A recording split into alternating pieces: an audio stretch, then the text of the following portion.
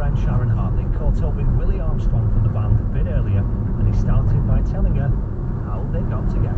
It was just the three Vipers, me, my two friends, and two drummers. Decided we start doing corporate gigs in Glasgow, so we play it for banks and for corporate companies, and we done all the big gigs in Stirling Castle and also Gleneagles Hotel, and we didn't have a name, and it was just, we were there to entertain. We're all grade 1 academy trained musicians, bagpipe players, so it was a good quality of music that we had. And then all of a sudden it was a miss.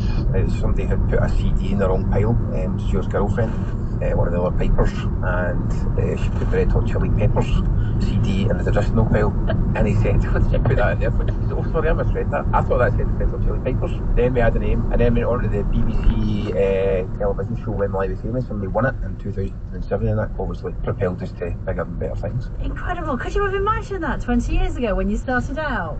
Definitely not. The name is, obviously Scottish humour, tongue-in-cheek, and everybody laughs. It's quite creative as well. But obviously now that we've played at the Fuji Rock Festival, we played at Tea in the Park, Tom's in the Park, Hyde Park in London, Tea in the Park up in Balado. Played at great big music festivals, as have the Red Hot Chili Peppers. So you can see sometimes that some people would buy their own ticket. They come and hear bagpipes. It's just basically the last thing they thought they were going to do. So if we'd known that all those years ago, we'd have chosen a different name. Absolutely fantastic. What's the audience reaction when they come and see? Because I've been watching some of your stuff on YouTube, and it's brilliant. It's so lively and it's so different, isn't it? So I think like the one of the successes of the band is that we cater for all ages. The audience members, they've ranged from kids below the age of 10 all the way up to people in their 70s or 80s, and both a mixture of males and females, quite an eclectic crowd. So I think that's one of the successes of the band. So we're not caught, in this kind of mainstream like young boy band type thing. The bit as well that I always say, it's not a gig, it's not a concert, it's a show. So we've invested heavily as a company, the Red Hot Chili Peppers Limited. We've invested heavily in production and also lighting.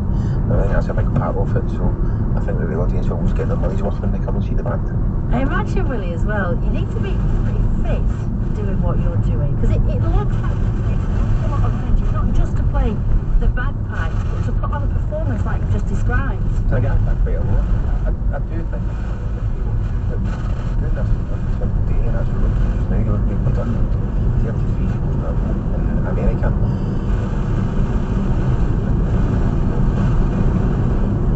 We're not crossing and continue to do that through the month of May and obviously into the start of June. So if you're doing it every single day, it becomes a wee bit like unconscious competence, and that's not to play down what we do, but yeah, it becomes a wee bit easier if you're doing it constantly. And if you're playing your instrument for 2.5 hours every single day, then you're going to be better at playing that instrument, and your fitness levels would decrease. Just a natural thing. What's it like being back on tour after lockdown and the pandemic, when everything just stopped? Sono i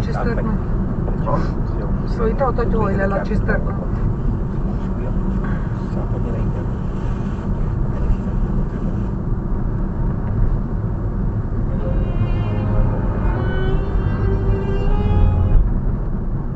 United States, from all over Europe, from the Far East. You have a sense of what she means internationally. It's, I have to say, really moving being here. What made you decide to come to the Fireside? I was actually here anyway on vacation, and today is actually the last day of Nurses Week. Nurses Week is May 6th through 12th, and today is actually the anniversary of Florence Nightingale's birthday. So you knew all this? So I knew all of this, and I figured that while I was in London, I would come to the museum, only to find out that it's just reopening today, and it just worked out, and it's fantastic. Visitors and staff at the Florence Nightingale Museum in London this morning, including Laura Sharp, who heard the learning manager as Miss Nightingale herself. I'm joined now by the museum's director, David Green. You've got 3,000 objects in this museum, you told me this morning, and you said most of them are actually on display, which is not typical for many museums. I particularly loved her stuffed pet owl, Athena. What would you say is unique about the collection that you have there?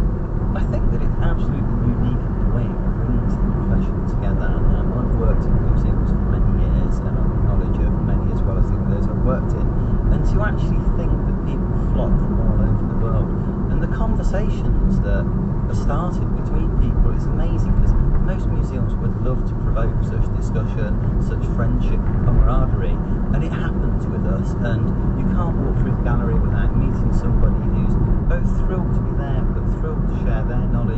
learn from you. It's a genuine two-way process.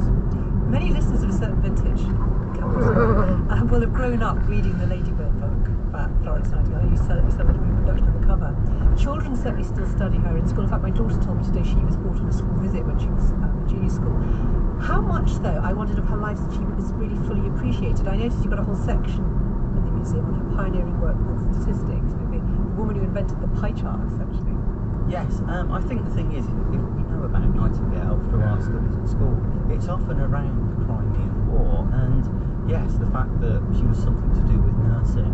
What's amazing is that not only did she establish the global legacy of nursing in itself, but actually what she contributed in terms of both statistics, hospital design, poor law reform. She really was just a stalwart of regeneration country, world, and it's amazing what she actually stands for today. And essentially there's a lot of objects, and a lot of them are things like, there's childhood books and paintings and photographs and objects of jewellery that meant a lot to her. But it's interesting that you'll know a lot of museums are rethinking the way they present history, especially about figures from the height of empire. Florence Nightingale is from that period, the height of empire. I wonder how far there's been a reassessment of the story that the museum tells about her. You pointed out that she was a big campaigner, on things like kind of poverty and famine. Was that always something that the museum promoted, or has there been a slight reassessment of bringing more issues into the foreground that are particularly pertinent now? The museum's always been keen to show, and we're very lucky with Nightingale in the fact that because she was a campaigner, she was ahead of her time. She was actually lambasting the government about the fact that it didn't do enough to care for people in the empire, for example. She was certainly on the case for all the while in the fact that they needed to look after the British poor too, and regarding the soldiers, she was absolutely innovative in making sure the wives left back home weren't just left in the streets, that money was sent to them. So she was ahead of her time, but certainly we like to move with the times too, and therefore we're perhaps putting even greater emphasis on those stories in response to public demand, and that's certainly something we shed light on in the Bicentennial exhibition, where we focused on all those different aspects of her life, very much picking up on what the public would ask for. Tell me a bit about then how you use that time for lockdown to sort of refresh or rethink the displays.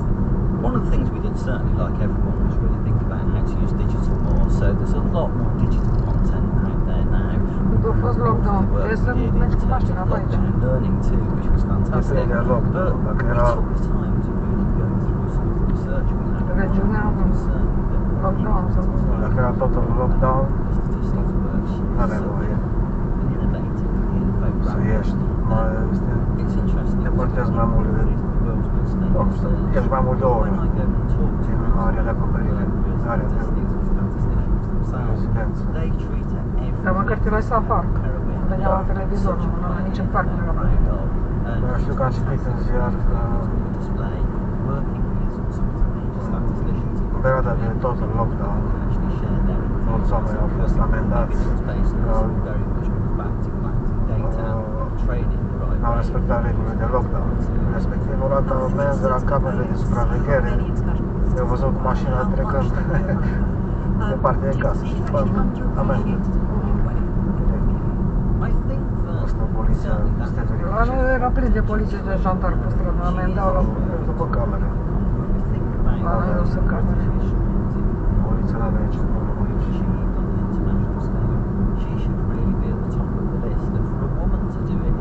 Dar aici nu există chestia cu declarație, că poți să vizitezi părinții bătrâni, bolnavi. Da, am o perioadă cu declarație. Aici era pe bun simț, adică te duci o oră afară și te întorci. Și oamenii respectau. O oră îți ajunge. Că știi că sunt probleme pe afară.